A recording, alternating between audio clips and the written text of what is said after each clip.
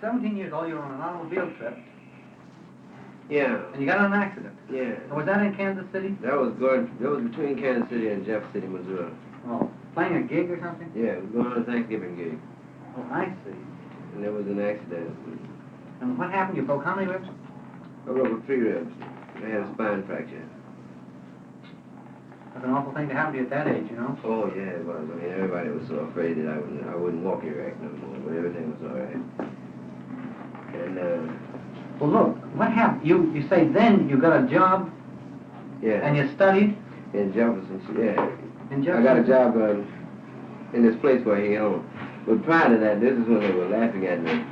I knew how to play, I learned the scale and I learned how to play 2 tunes in a certain key, in the key of D with your saxophone F concert. Yeah. I learned how to play the first 8 bars of Lazy River, and I knew the complete tune of Honeysuckle Rose. I didn't ever stop to think about there was other keys or nothing like that. So I took my horn out to this joint where guys, a bunch of fellas who I had seen around were, and the first thing they started playing was Body and Soul, long beat, you know, like this. So I go to playing my Honeysuckle Rose, and there ain't no form of commemoration, you know, so they laughed me off the bandstand. They laughed at me so hard. How old were you then? That was just along around the same time, 16, 17. Before the accident? Yeah. Oh, yeah. About a year before the accident. Where did you get your sax then? Well, my mother bought me on for, years before that, but I wasn't interested. I wasn't ready for it then. I didn't get interested in horns like I got interested in baritone horn when I was in high school. But I'd had the saxophone for a few years. Where'd you go to high school, Charlie? Kansas City, Missouri. I went to Lincoln. In Kansas City? Yeah. Did you play in the high school marching band? Mm-hmm. Did you play in it? Did they have a symphony band in the high school? They had what they call a symphony band, yeah. Did you play in that too? Yeah. And baritone and both? Baritone and horn, that's right. And you'd learn Honeysuckle Rose, and you'd learn the first 8 bars of which tune was it? Out the Lazy River. Lazy River. And you were just innocent enough so when you walked in... I never thought about playing no more keys, you know? And you played it all in what key was it? In F. D for saxophone. In D for the saxophone. Oh, what a story. What a slaughter of the innocent. They murdered it too. Oh, boy. Who did you play with? I mean, what band did you walk in on with that? Well, there was a band working in the joint. There was a bunch of young fellas that had a band around Kansas City. It was Jimmy Keith's band then, so Keith and the piano player, Robert Wilson, and James Ross, and Shipley Gavan. That's the fellow's name. He was working at this club in Kansas City.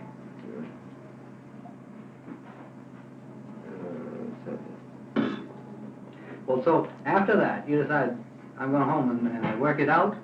Yeah, that's been, I knew I had to figure it out then. I knew then it must be figured out sometime away. That was it. And then you went back, it was only, what, 2 or 3 months then that you worked? Yeah, I was away about 2 or 3 months. And where did you go when you say you're away? Were you outside of Kansas City? Yeah, that's when I was on this job. I was down there. The name of the town was Eldon, Missouri. It's about... Eldon, E-L-D-O-N? Yeah, it's about 35 miles from Jefferson City. Oh, I see. And did you play a job there, or was it Yeah, it was a job. It's a resort, a summer resort. After doing this, we went from about June to August, something like that. And that was where you had the chance to study while you were playing? Yeah. Bird brought his son in Christmas. Yeah. Yeah, he got it out. How old is he now? 14. 14? Yeah. Does he play with it now? He hadn't had one before I bought that now one, you know. He made him bring him to the dance and thing before he sat around and listened to me. It shows a lot of fun having a son that old, you know. 14? Yeah, my child. I know how you... It's only 12 years old. It's a lot of fun, too. She plays the C melody when I'm not looking. They never had any C melody saxes, did they, when you were... Yeah, in fact, they were more popular then than now. Were they? Sure, 32, 33. Because Guy Lombardo was just getting popular then. That's what he was using, you know. Remember Frankie Trumbine was playing C melody? Barney Bogard's boy is just beginning to get interested in the clarinet now. After all this time, he's been wanting to play the clarinet. How old's the Barney's boy? I guess he's about 22 or so. He was in the Navy for 3 years or so. Are you going to put Lee in school, in music school, in French? Sure, right away. Would you? Right, we go to school right together. We're going to take him to France and then we go to school together, music school, Academy of Music, yeah. Charlie, what do you remember of your father? Was he around when you were growing up? Some of the time. He died when I was,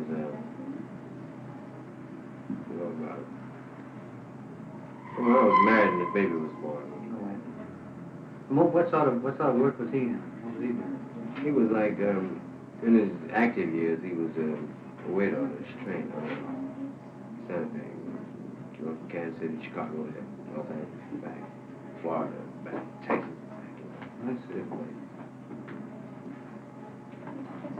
He sure was a well-tutored guy. He spoke 2-3 languages. Yeah. Did he play any instrument? No. He was a dancer. He was a real young kid. Really? Yeah. On the circus on the TOV line, the Ringling Brothers. No kidding. What was he on? Was he on TOBA? Yeah. Yeah, with the circus, yeah. You You remember that old circus, do you? TOBA? Yeah. Oh, sure. That was Years ago I heard about that Yeah. during the old Keith Harvey circuit days. It was about dying out then. Late 20s. And he met your mother in Kansas City? Yeah, they met in Kansas City. And how's your mother now? She's still alive, isn't she? Yeah, she's very much alive. Is she? Fine, yeah. She got a lot of energy? Yeah, she just graduated from nursing school a couple of months ago. No. Yeah. I got the stuff at home, the invitation from I said a watch. I bought an outfit at 62. How old did you say? 62 years old. 62. Wonderful. And graduated from nursing school. That's marvelous. Yeah, she's active as can be, man. She don't look at her active at all, you know? Well, I mean, she's sprier than me, you know. She's very seldom ill, you know. She lives in that good climate and country. She takes good care of herself. She owns her own home. She's got twice. She's very well, pretty well situated. you have any brothers and sisters, Charlie? I got a brother, Older or younger? older. Got an older brother. Yeah. Did he ever play any instrument? No. He's a mail inspector at the post office in Kansas City. Oh.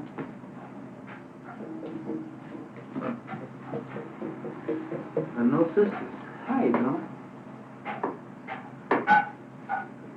Well, your mother's a very, very energetic, lively person, huh? Think, maybe that's where you got your spirit and fun, you know? Your dad was a dancer, you see, that has the rhythm, though. That could explain part of that, you know? Yeah, he's a dancer. The first rhythms you ever played, though, on the baritone horn were the marching band rhythms, weren't they? 4/4. This is what it was when I first went to high school. I was interested in music, you know. So they gave me one of these alto horns, you know. Poop, poop, poop, poop, poop, poop, poop, Brass, steel? Yeah. Oh, yeah. So then I liked the baritone horn when my successor graduated. I went right in, you know. And what's the name graduated? The baritone player before me graduated. Yeah. I took the horn. Yeah. Well, is that a big brass horn that goes, not like a tuba? No, it isn't as big as a tuba. It's got 3 valves. It's between a tuba and an alto horn. It's pretty big. And you hold it, you know, like this. Wow. I can't figure you playing that. When did you get on reed then? When your mother gave you the saxophone, huh? Yeah, well, I mean, I had the saxophone then, but it was loaned out. Oh. A friend of mine was playing saxophone at the time. He had a band, so he borrowed the horn. He kept it over 2 years, too. He kept it maybe a year after I got out of high school. I got out of high school in 35. And, A year after I did. yeah. And, all the gang of things happened that year. I got the horn. She got married. Let's see, when were you born? What was you? You were born in what, 1920? 20. Boy, you're awful recent. I was born in 1980. A whole lot of speed back then. Oh, boy. What happened in 36? You graduated from high school, you were playing saxophone by then, weren't you? Married. Married? And then the gang thing, didn't you? And this is all in Kansas City, huh? I was out through Kansas City in about 40, and I caught Harlan Leonard and Jay McShann out there. And I don't know, maybe you were with McShann then. And I've been kicking myself ever since. You know, I didn't do that. Yeah, I was in McShann's band doing that. I came up with George Devaki. He was. McShann didn't have a big band then, did he? No, it was a little 7-8 I piece. was in that band. I You was were? Martin's in the plaza, way out in Kansas City. Yes, we had to go outside of Oh, town to right. catch that thing. Oh, was that awesome? And I heard that, and I didn't. Oh,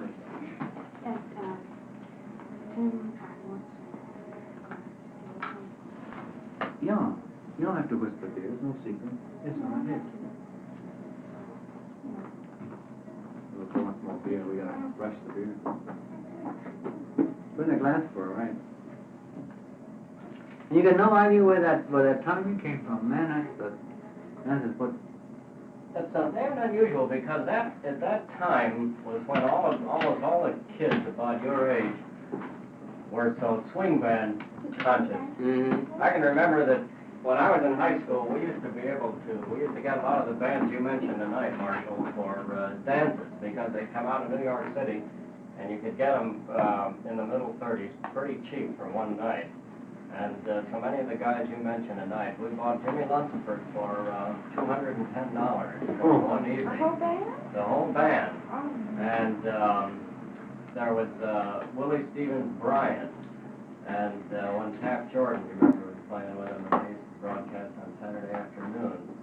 And the whole urge was everything were big percussive arrangements where everything was on the beat, and all the high school kids who were playing in bands then, who had their little dance band, would get the records, you know, and copy down the score so they could work and work and work on it. They still do that, yeah. I imagine now they're having a much and tougher ask time. her to tell you about that, because that's how he dressed. If you have little beanie hat, tell me about the hat and You seen a everything. picture of her? What is that, Charlie? And You remember when they used to have hats for boys at that age called jelly beans? Sure. Yeah, they had them when I had Marshall, his son looks exactly like that. Does he? Exactly. Gee, that's a wonderful picture. Long pants, too. Doesn't He really carried make a sure. cane. I had a Buster Brown collar. I used to Did you have a wear Buster?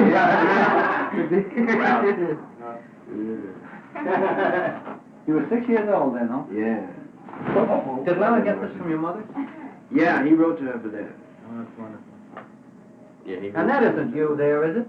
Charlie playing tennis Yeah. back to the old times. It doesn't look like you. That's It is, the picture, well, that isn't the picture I have, but that's the time in the picture I told you about. Yeah, that's me. Does that look like So Charlie? young, skinny, yeah. Does Oh, the no, lighting? it's pretty thin. Yeah, that's what the lighting. the lighting was It's done. all one way. No. Too sharp. Somebody keeps moving that hat. This picture is better though. You can tell there. Yeah, Well,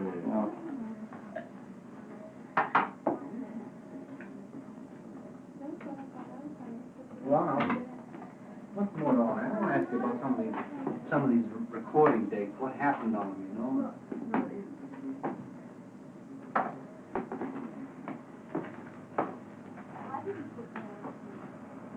What a story about that rubber-legged wizard.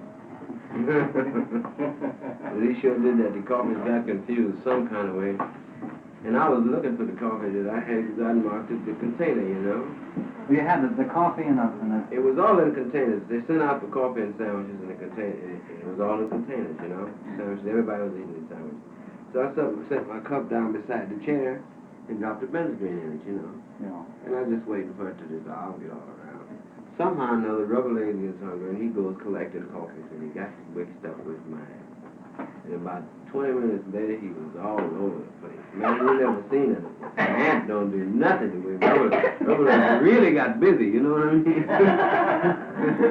It was a funny thing. Well, he was really singing seriously with it. He wasn't trying to kid it, was he? No, he was not a bit. And ordinarily, if it hadn't been for that, I mean, he'd have sang a different style altogether. He would have. Yeah. He said, you never heard none of his records when he wasn't like No, that? no. That's He's got records on when he was, you know, normal, you know. He sings much smoother and... Much smoother. No. Well, Well, isn't that Danny Brown's brother? Rubber legs? Isn't he? You know what I mean? He's in Europe now. So, and Yeah, it's rubber legs. Rubber or legs, they got a ways to go. something legs. The dancer. What's your name? Yeah, I know what you're talking about. What's his name? I know Daddy you're talking about. I don't know what you're talking about. Danny Brown's brother. These records you made with the Crummy Young was on some of them. Yeah. Remember? And with All Stars and some came out on Manor and some came out. Continental. Isn't that the Some one that came out Dizzy Continental label. sings, I Can't Get Started? That was made that day, wasn't it? No. It wasn't? Dream of You, 7th Avenue. Yeah. Two other sides were made that day. Was that all for the same company that made that day? And then they just got them out in different... All that day was made for Continental, yeah. But I have seen some of those records out on the Manor label, I think. I guess Manor bought some of the top. The old master changed hands a lot. Show me on day? You were? I wasn't in, I came up before it got over. I saw you in the restaurant. Was it more fun playing with the Hines band or the Eckstein band, those big bands? I think it was more fun playing with the Eckstein band. The Eckstein band? But the Hines band was much smoother. Billy makes a very easygoing leader and everybody having a ball. He's an awful nice Oh, guy. that was a wonderful band. You heard The it? greatest band ever, I think. Why, I couldn't have heard that. This Tiny Grimes date you made Red Cross and saw Nick Tiny's Temple, they since put it out with your name on it. They did? Yeah. So they figured it would sell more records, you see. It came out under Tiny's They're name. not allowed to do that, are they? I don't know. No. Reissued under Parker's name. They're not supposed to do that, but I mean, Herman Levesky does a gang of things he ain't supposed to do. That's that. That's your meaning. Well, all those guys do. It's the old story. You can copyright a label, but you can't copyright a performance. And once you sell your time that day, you're... I heard he has 11 sets of books. Whoever wants to see his books. Oh, dear. Not like the old Irving Miller. Well, Charlie, is it true that Mop Mop was your idea originally? Leonard says here that Mop Mop was one of the things you threw off, and then finally, I don't know who, somebody else. It could be bad because we used to do that a long time ago in Kansas City. You did Mop Mop in Kansas City? Years ago. That was just to put them drum beats in there just for the boom boom. We just play, we get to the channel, you know, just play some channel. You know, just put it in. Oh, would you like to see these? Makes I a forgot crazy I had mixing. these. Did you hear Sure about would. Gene Rollins' fans? No. Tell them about it. They had 8 reeds. Oh yeah, 27 Oh, my piece God. band rehearsal. How long ago was this? About 3 weeks ago, a month ago. Do you know all those things? No. 8 reeds, 6 trombones and 8 brass. If you like. Well, what label they record for, They're not, they Charlie? just Just rehearse. record, just rehearse. This is Sonny Rich, Lance Fearon, that's Eddie Bird, Zoot Sims, and John Simmons, and Al Cohen, yeah. and Buddy Jones. This is Gene, this is his band. Oh, yeah. And the trumpet section, the first day, every day rehearsal they had different people. Yeah, John Red Nielsen, Red. Sonny Rich, Marty Yeah. Bell, Red, Al Porcino. And here, this is John and Zoot and Al Cohen, Bird, Joe Manning. Wow. Look at that reed section. What a God. Yeah, 8 Oh, saxophones. how did it sound? Wonderful. It was sounded wild. They had 3 drummers. Who was doing the arrangement? Gene and Roland. Oh. Well, you did record them, didn't you? Well, let's tape recorder. Let's tape. That's all. Who has the tape? Do you have it? Made one recording. No, I don't have it. Made one master, but it was, the balance was bad. Oh. Where were they made? It was made in Olis.